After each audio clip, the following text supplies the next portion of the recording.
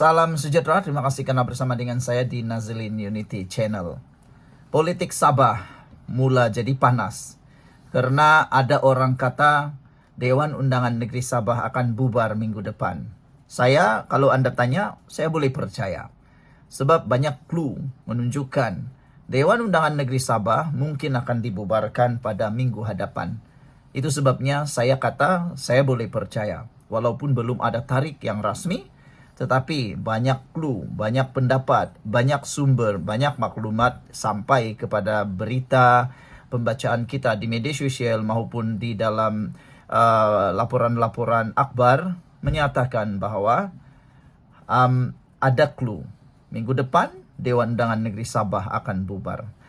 Tapi semuanya itu masih bergantung kepada keputusan Ketua Menteri Sabah sendiri. Oke, kita tolak sendiri tarikh itu dulu.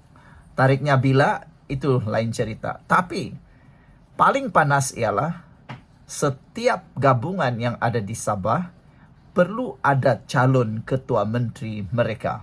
Saya sebagai rakyat Sabah, saya mau tahu siapa calon ketua menteri setiap gabungan. Itu paling saya nak tahu. Sebab kemajuan negeri ini dipimpin atau dipacu oleh pemimpinnya.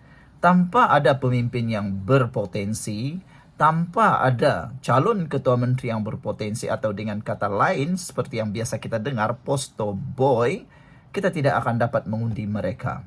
Jadi, kalau Barisan Nasional UMNO, mereka sudah ada calon. Secara terang-terangan, Bung Mukhtar Radin mencalonkan dirinya sebagai Ketua Menteri Sabah. Dia kata, semua orang sudah ada pernah jadi Perdana Ketua Menteri. Apa kata dia pula dicuba? Jadi saya rasa calon UMNO Barisan Nasional untuk Ketua Menteri Sabah ialah Bung Mukhtar. Manakala warisan pula sudah tentu satu-satunya yang boleh diketengahkan ialah Shafie Apdal. Dan saya rasa beliau masih relevan sebagai seorang Ketua Menteri Sabah karena pengalaman politiknya bahkan sokongan beliau masih kuat. Tapi soalan paling penting pada petang ini, siapa calon ketua menteri daripada Perikatan Nasional? Itu yang kita nak tahu lah kan. Tapi sebelum itu, sebelum saya jawab siapa calon Ketua Menteri Sabah daripada Perikatan Nasional Bersatu, izinkan dulu saya untuk kongsikan kepada Anda semua. Ini terapi imun Transfer Factor for Life. Terapi imun yang meningkatkan daya imun badan kita sehingga 400% secara umum dan ringkasnya.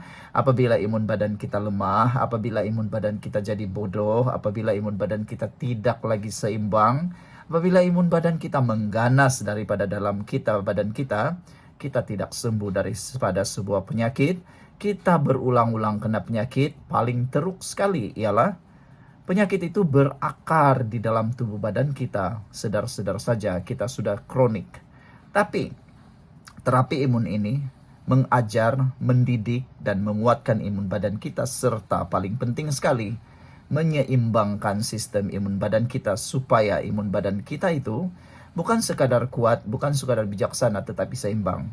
Apabila imun badan kita jadi kuat, seimbang, bijaksana, imun badan itu akan mengenal mana satu lawan, mana satu penyakit, mana satu kawan dalam tubuh badan kita. Lalu, imun badan yang kuat, seimbang itulah yang akan menghapuskan akar-akar penyakit yang ada dalam tubuh badan kita. Selepas akar penyakit itu dihapuskan, jawabannya mudah, kita sembuh daripada penyakit tersebut. Cepat dapatkan produk yang hebat ini. WhatsApp saya di dalam nombor telepon yang tertera. Dan produk ini lulus KKM, halal, diperakui oleh dokter-dokter di seluruh dunia. Produk ini adalah penemuan paling bersejarah dalam dunia kedokteran abad ini. Kalau kau sudah lama, tuan-tuan dan puan-puan, sudah lama berdoa untuk masalah kesehatan Anda, mungkin ini yang Tuhan hantar jawaban kepada doa Anda selama ini. Oke, kita jawab sekarang. Siapa calon ketua menteri daripada Perikatan Nasional Bersatu? Dia jawab, sudah ada calon ketua menteri.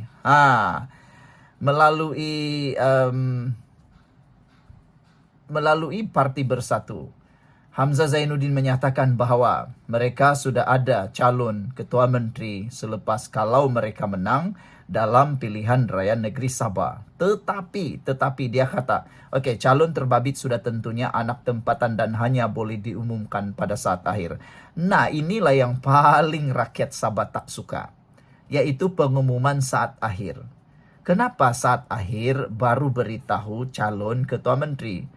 Kata beliau sudah tentu ada. Saya tidak boleh bagi tahu sekarang, kita tidak akan menjawab sehingga hari-hari terakhir.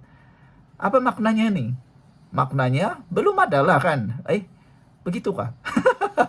Orang Sabah nih selalu pikir begitu. Dia cakap, kalau sampai sekarang kau belum umum, maksudnya belum ada lagi lah yang tersedia 100%. Masih lagi dalam saringan. Saringan 1, 2, 3, 4, 5. Jadi siapa yang perlu dipilih? Itu orang Sabah tak suka. Orang Sabah suka kalau terus diberitahu siapa calonnya. Contoh dia, kalau Barisan Nasional sudah ada Bung Mukhtar. Kalau GRS sudah ada Haji G. Kalau Warisan sudah ada Safi Afdal. Barisan semuanya sudah ada. Tapi sekarang tinggal Perikatan Nasional lagi yang tiada. Sekarang aku nak tanya kamu semua, agak-agak, siapa calon ketua menteri Sabah daripada Perikatan Nasional? Dan cluenya sudah diberitahu oleh Hamzah Zainuddin. Dia kata orang tempatan. Dan dia kata, kamu boleh lihat pemimpin masa depan, generasi muda dan tokoh yang ada termasuk di Sabah, bukan saja mampu ambil alih, tapi meneruskan perjuangan demi masa depan rakyat. Kita yakin boleh berikan nanti. Kita pun tahu ianya pilihan raya di Sabah sudah tentunya calon ketua menteri orang di Sabah. Cuma kami memberi dorongan dan sokongan untuk memastikan kemenangan rakan kami di Sabah. Katanya pada sidang media di sini hari ini. Terdahulu beliau hadir merasmikan mesyuarat agung tahunan Sayap Bersatu di sini yang turut dihadiri Ketua Sekikandi Datuk Mas Emeriati Samsudin, Ketua Armada Muhammad Hilman Idham, Ketua Serikandi Muda Nurul Ezati Azmi, dan Ketua Sayap Bersekutu Chong Fat Ful. Mengulas lanjut, Hamzah yang juga Ketua Pembangkang mendakwa, perpecahan yang tercetus dalam kalangan parti kerajaan untuk mendepani PRN Sabah mampu memberikan kelebihan kepada Bersatu dan PN. Coba kita lihat, hari ini suara yang kita dengar mereka bersama, tapi dalam masa sama mereka bercakaran sesama mereka. Orang tengah siapa? Daripada pimpinan Perdana Menteri Datuk Seri Anwar Ibrahim sendiri, katanya lagi. Perdana Menteri berkahwin dengan sebelah kiri dan kanan, tapi kiri dan kanan tidak bertegur sapa. Ini menunjukkan mereka tidak bersatu. Yang penting pada kita rakyat mahukan sesuatu yang lebih baik dan kita bersedia untuk ambil alih dan beri keyakinan kepada rakyat, kata beliau. Saya minta maaf dulu, memang betul Ketua Menteri Sabah Haji Jinor wakil kita, tapi beliau sudah bawa sokongan yang sama-sama kita perkukuhkan demi kepentingan parti lari ke sebelah sana. Yang jadi mangsa rakyat, katanya lagi. Okeylah, jadi agak-agak nanti siapa calon ketua menteri daripada Bersatu Perikatan Nasional. Mereka satu-satunya gabungan yang belum ada calon ketua menteri. Yang itu orang Sabah tak suka. Sekian dulu untuk kali ini. Jangan lupa tinggalkan komen Anda. Bye-bye.